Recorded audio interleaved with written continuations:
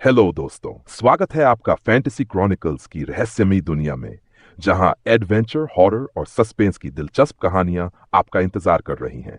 ये वो कहानियां हैं जो आपको एक अलग ही दुनिया में खींच ले जाएंगी, जहां हर मोड़ पर हैरान कर देने वाले राज छुपे हैं। तो बिना किसी देरी के चलिए शुरू करते हैं आज की ये रोमांचक कहानी। चारों एक पुरानी लाइब्रेरी में पहुंचते हैं। धूल भरे कमरे में दीवारों पर पुरानी किताबें और शिलालेख भरे हुए हैं। वे एक बूढ़े मिस्री आर्कियोलॉजिस्ट से मिलते हैं जो वहां बैठा हुआ है। माफ कीजिए, क्या आप हमें इस पिरामिड और उस शाप के बारे में कुछ बता सकते हैं? तुम लोग शायद उस प्राचीन शाप से अनजान हो जिसने उस जगह को जकड़ रखा है। तुतनखामेन का विश्वासघात और अकेन का श्राप, वो शाप जिसने उसे मम्मी बना दिया। अकेन ने तुतनखामेन के साथ विश्वासघात किया। उसने तुतनखामेन की हत्या करने की कोशिश की। इसी वजह से उसे एक अमानवीय श्राप देकर, उसकी जीभ काटकर, उसे जीवित मम्मी बनाकर दफनाया गया। कहा जाता है कि जो कोई उसे जगाएगा वह उसका और शहर का सर्वनाश करेगा। तो क्या इस शाप को समाप्त करने का कोई तरीका है? कहते हैं कि केवल वही लोग इसे समाप्त कर सकते हैं जिन्होंने इसे जगाया है। तुम्हें उस ताबीज की जरूरत होगी और एक विशेष मंत्र भी। दुकानदार अपनी चीजें बेचने के लिए आवाज लगा रहे हैं, बच्चे हंस रहे हैं और सड़कें चहल पहल से भरी हुई हैं। अचानक आसमान अस्वाभाविक रूप से काला हो जाता है।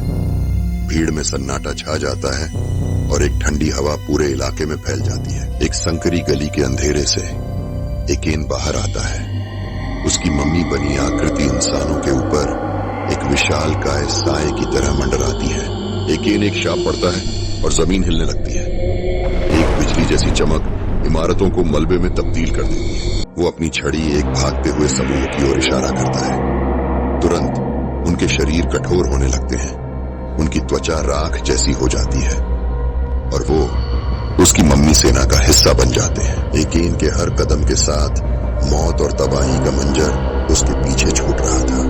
उसकी शापित सेना हर बीतते पल के साथ बढ़ती जा रही थी। एक समय में जिंदा रहने वाली ये सड़कें अब मृतकों का कब्रिस्तान बन गई, जो अपने मास्टर की आज्ञा का पालन करने को मजबूर थे। जैसे ही चारों आर्कियोलॉजिस्ट के निर्देश सुन रहे होते हैं, अचानक एक खामोश सन्नाटा छा जाता है। एक डरावनी परछाई कमरे में प्रवेश करती है। मम्मी अकेन की। तुम्हारा समय समाप्त हो गया है। अकेन आर्कियोलॉजिस्ट को मार देता है। ओह माय गॉड, ये यहाँ तक आ गया। भागो, हमें यहाँ से निकलना होगा। मम्मी रहमत को पकड़ लेता है और उसे घसीट कर ले जाता है। चारों दोस्तों के होश उड़ जाते हैं। एलेक्स, जेम्स और क्रिस्टीन आर्कियोलॉजिस्ट के बताए हुए निर्देशों का पालन करते हुए पिरामिड की ओर वापस लौटते हैं। हमें रहमत को बचाना ही होगा, चाहे कुछ भी हो जाए। अब हमारे पास कोई और विकल्प नहीं है।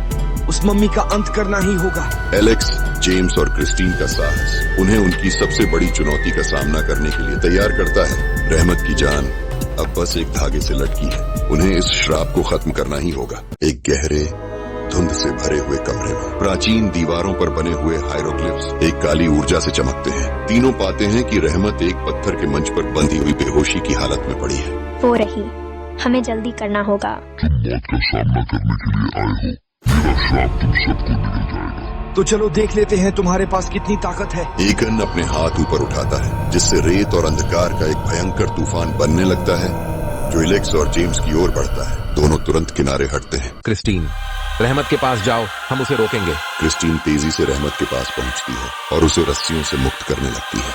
वहीं जेम्स एक फ्लेयर फेंकता है, लेकिन एकेन उसे अपने हाथ के इशारे से हवा में खत्म कर देता है। तुम्हारी ये कमजोर चालें, तुम्हारी आत्माएं तो पहले से ही मेरी है। एकेन आगे बढ़कर एलेक्स पर हमला करता है, जो मुश्किल से खुद को बचाता है। कोई और उपाय न देखकर एलेक्स ताबीज को ऊपर उठाता है, जो जोर से चमकने लगता है। वो ताबीज को एकेन की ओर बढ़ाता है, जो उसकी रोशनी से पीछे हटता है और दर्द में कराहता है। यही तुम्हारा अंत है एकेन। ताबीज की शक्ति से हम तुम्हें बांधते हैं। ताबीज की रोशनी तेज होती है और एकेन के चारों ओर एक चमकीली ढाल बन जाती है। एकेन की छाया कमजोर पड़ती है।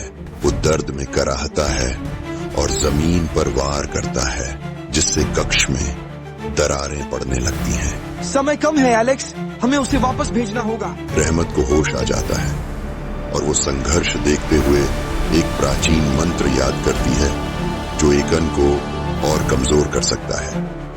वो खड़ी होती है और क्रिस्टीन के साथ मिलकर मंत्र का जाप शुरू करती है। प्राचीन आत्माओं की शक्ति से इस श्राप से हमें मुक्त करो। ताबीज उनकी आवाजों से गूंजता है और उसकी रोशनी से एकन पर प्रहार होता है। नहीं, मैं अमर हूँ, मुझे कोई नष्ट नहीं कर सकता। एकन अंतिम वार के लिए आगे बढ़ता है, लेकिन एलेक्स अपनी पूरी शक्ति के साथ ताबीज को एकन के सीने में ढसाता है। एक तेज रोशनी होती है और एकन की मम्मी राख में बदलने लगती है। वो चिल्लाता है, मौत तो बस एक शुरुआत है। और उसका शरीर पिघलते हुए लावा में बदल जाता है जो कक्ष की दरारों में समा जाता है। जैसे ही पिरामिड में हलचल शुरू होती है, तीनों रहमत को सहारा देते हैं और बाहर की ओर भागते हैं। पिरामिड उनके पीछे गिरने लगता है। बाहर निकलते ही वो सुबह की पहली किरणों के नीचे गिरते हैं, थके हुए लेकिन विजयी। अब सब खत्म हो गया, हमने कर दिखाया। या फिर शायद नहीं। उसके आखिरी शब्दों का क्या मतलब था? वो लौट तो नहीं आएगा। फिलहाल तो इतना काफी है कि हम जिंदा हैं। वो पीछे मुड़कर गिरते हुए पिरामिड को देखते हैं जो पूरी तरह से धराशायी हो जाता है। एक धूल का गुब्बार सुबह की किरणों में उठता है, मानो यह इशारा कर रहा हो कि शायद यह श्राप पूरी तरह से खत्म नहीं हुआ है। मिस्र के रेगिस्तान में कुछ कहानियां हमेशा जिंदा रहती हैं और कुछ श्राप कभी भी पूरी तरह खत्म नहीं होते। तो दोस्तों, यह थी आज की कहानी। अगर पसंद आई हो तो सब्सक्राइब करें और बेल आइकन दबाएं ताकि हर नए एपिसोड का नोटिफिकेशन तुरंत मिल सके। लाइक और शेयर जरूर करें अपने दोस्तों के साथ। हम फिर मिलेंगे एक नए रोमांचक सफर पर।